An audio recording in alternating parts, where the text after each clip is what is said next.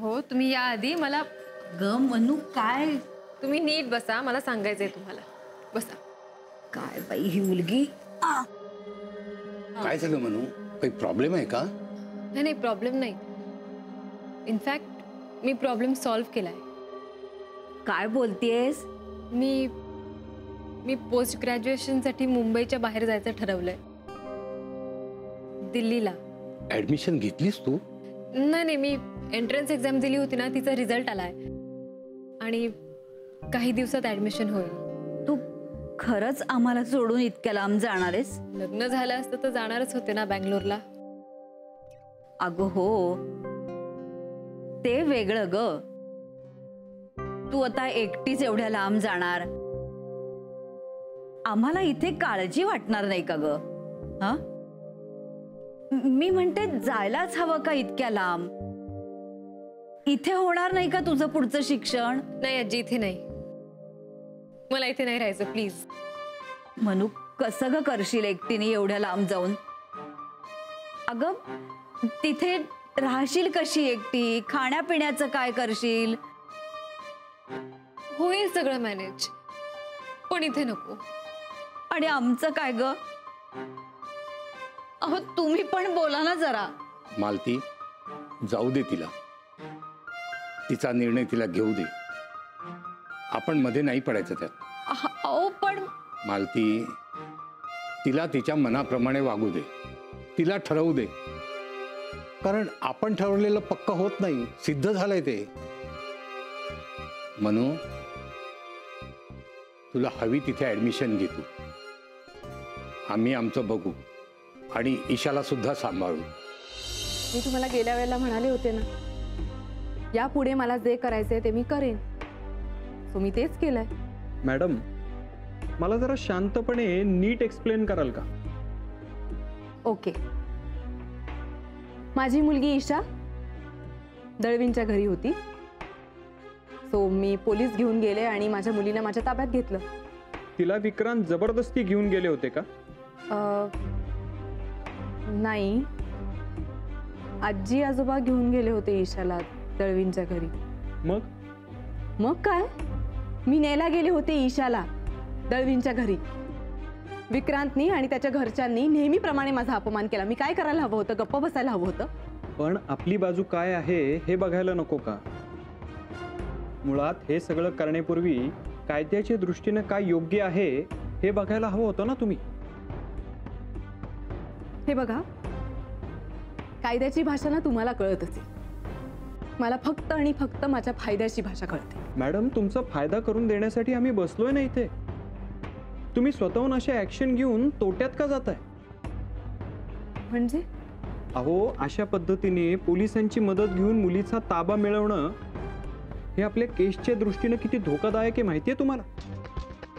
आणि त्यात तुम्ही म्हणालात की तुमच्या आई वडिलांनीच तिला तिकडे नेऊन सोडली म्हणून, बरोबर? सो प्रॉब्लेम काय आहे? माझ्याकडे सुद्धा भरपूर मुद्दे आहेत वादाचे मांडायला. आणि मी असं म्हणूच शकते ना की गरजेपेक्षा जास्त वेळ त्यांनी ईशाला त्यांच्या ताब्यात ठेवलं होतं. सो मी घेऊन आले असा दावा करू शकते मी. आणि मुळात मी हतबल आहे, दुर्बळ आहे असं दाखवू शकते ना, आणि तेच मी करतेय. उलट तुम्हीच इकडे बसलात काही न करता, विचार करत. हे बघा मॅडम, तुम्ही एकाच बाजूने विचार करताय आणि ही गोष्ट लक्षात घ्या की ते सुद्धा त्यांच्या बाजूने विचार करत असतीलच. या सगळ्या अविचारानं केलेल्या गोष्टी केसमध्ये तुमच्याच विरोधात उभ्या राहतील आणि मग तुम्हाला तुमच्याच मुलीची कस्टडी मिळणं सुद्धा अवघड होऊन बसेल.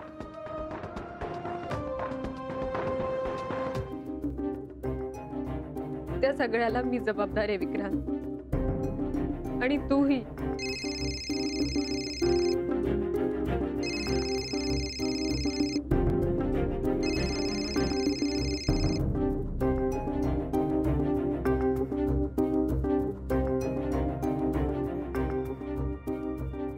धडधडतंय का मला मानसीला फोन करताना? का हिम्मत होत नाहीये?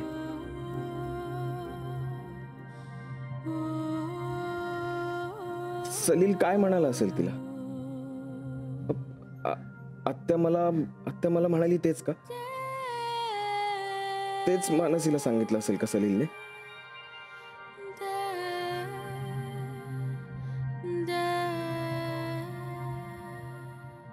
प्रेम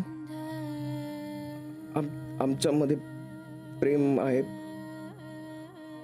माझ्या बाजूने सुद्धा.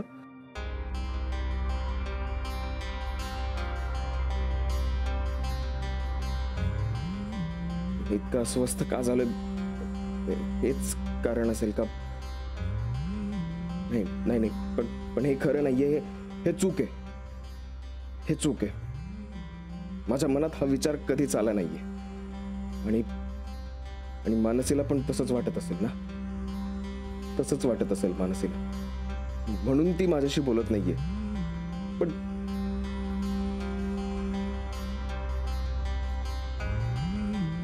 न बोलून कसं चालेल? हे स्पष्ट होणं गरजेचं आहे ना.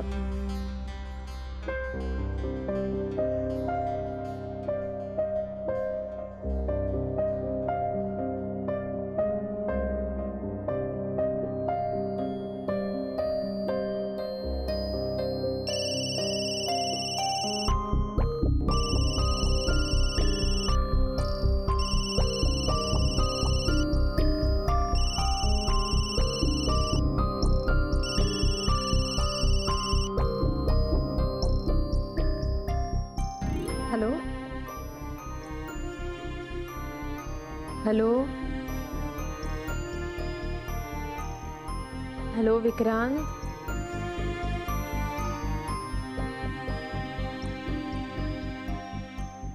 तिचा आवाज ऐकल्यावर धडधड का वाढली माझी? का हिंमत होत नाहीये? बोललं तर पाहिजे. तिच्या मनात काय चाललंय हे कळलं तर पाहिजे मला.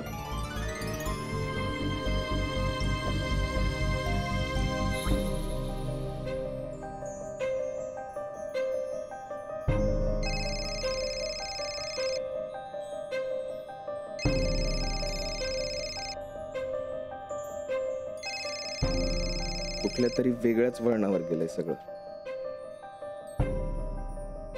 कदाचित जे चाललंय ते जसं आहे तसंच दिसतंय, पण तसं ते मी पाहिलं नाहीये.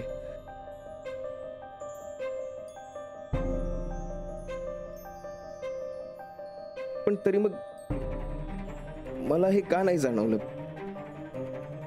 आणि जर माझ्या मनात तसं काही नाहीये आणि मला जाणवलं सुद्धा नाहीये, तर मग मानसीचा फोन आल्यावर धडधड का वाटते?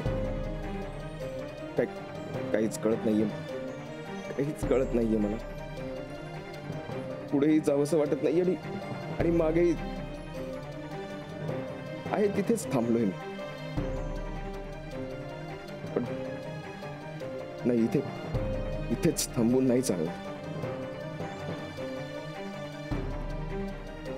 काय करू मी? काय करू?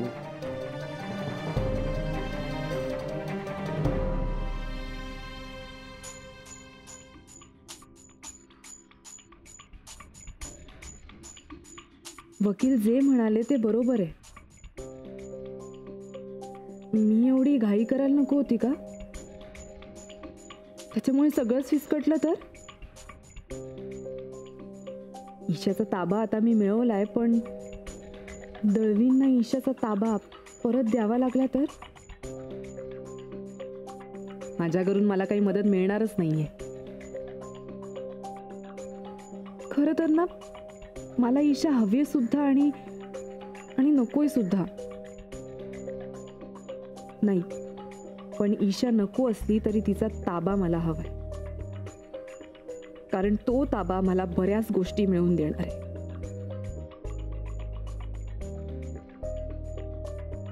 काही झालं तरी ईशाला इथेच ठेवणं फार गरजेचं आहे, माझ्याजवळ.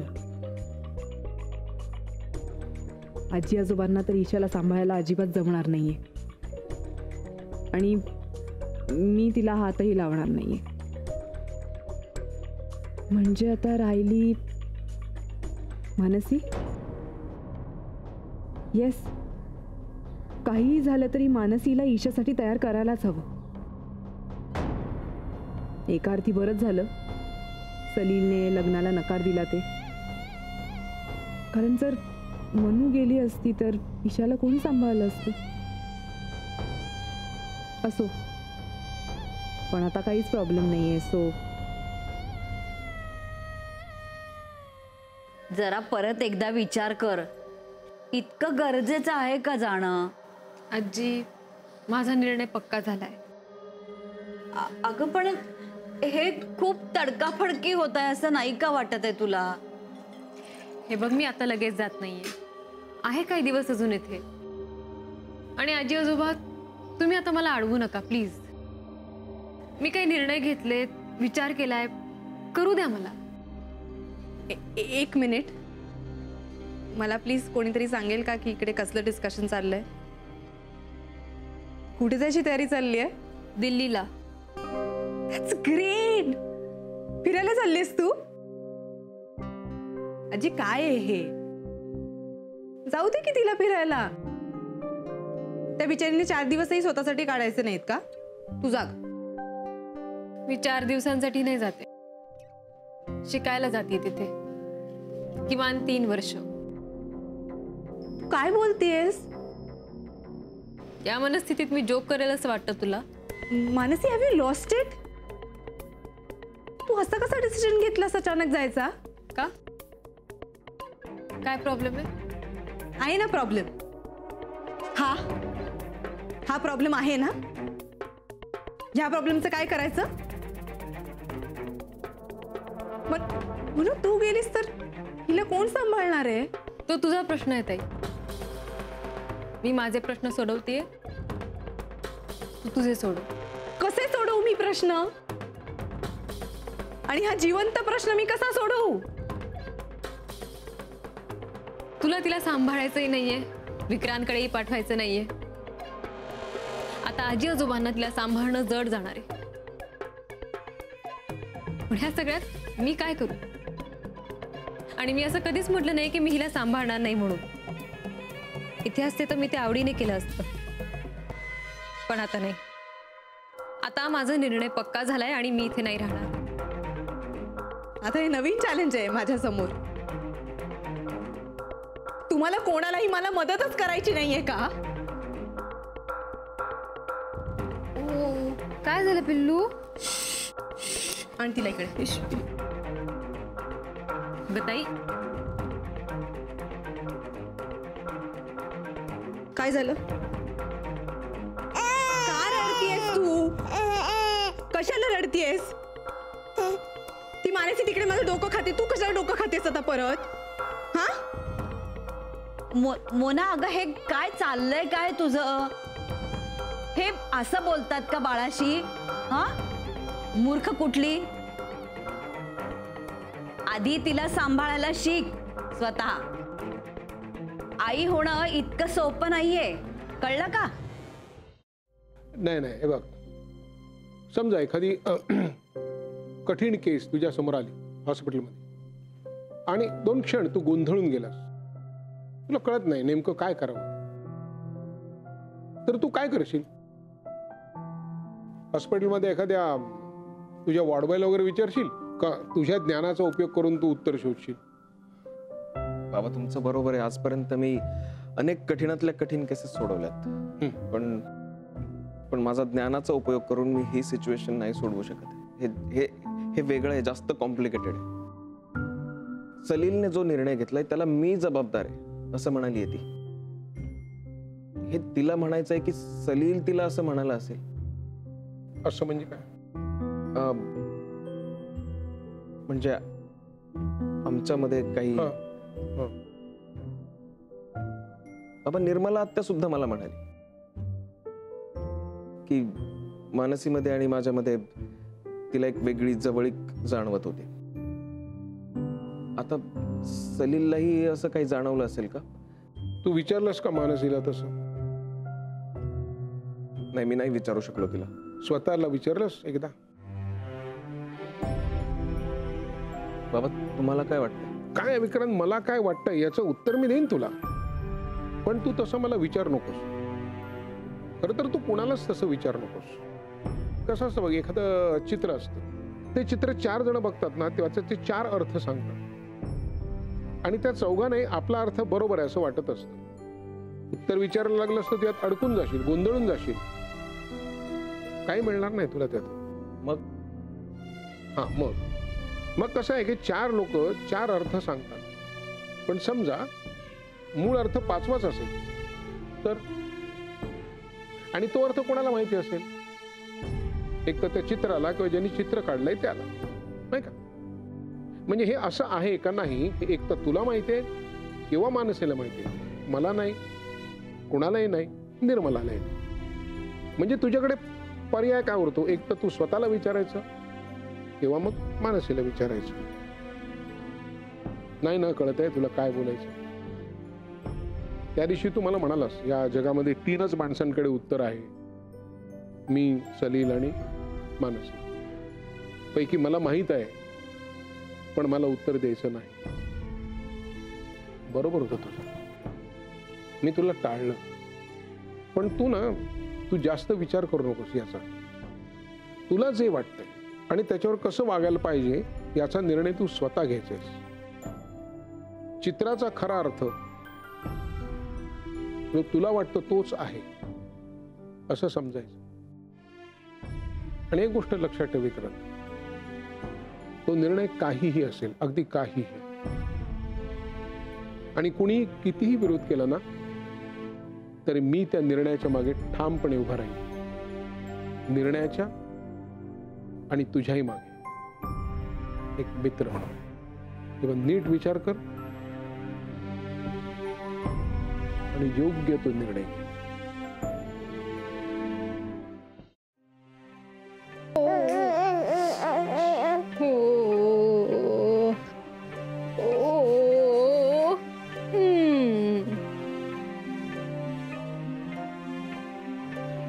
झोप येत नाहीये का? झोप येत नाहीये. हा? ओ सॉरी, मला वाटलं तू माझ्याशी बोलतेस. का झोप येत नाहीये ग? राग आलाय खूप मला, माझा? विक्रांतचा.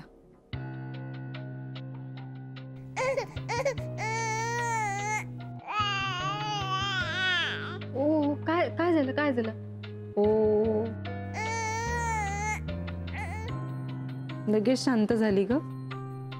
लहान मुलांकडे प्रेमाने लक्ष दिलं ना की ते आपोआप शांत होतात.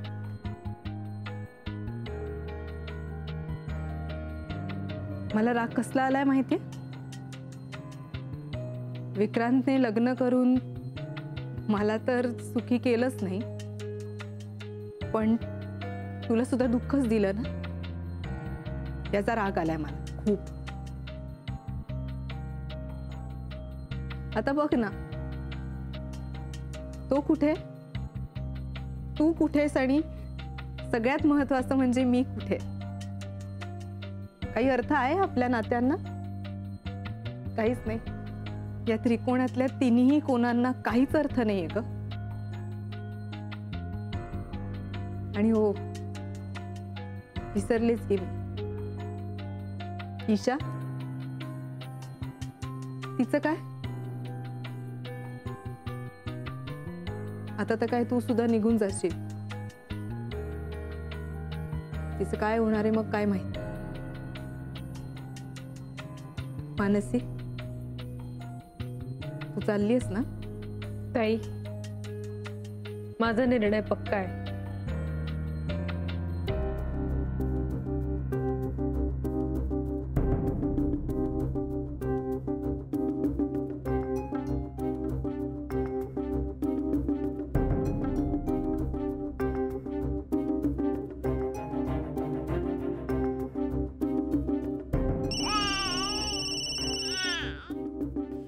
काही नाही पिल्लू.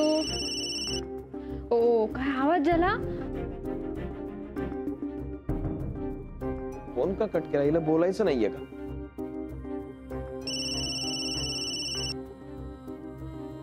ओ काय झालं पिल्लू? हॅलो ईशू, ईशू पिल्लू. हॅलो. ओ नाही ईशू, ईशू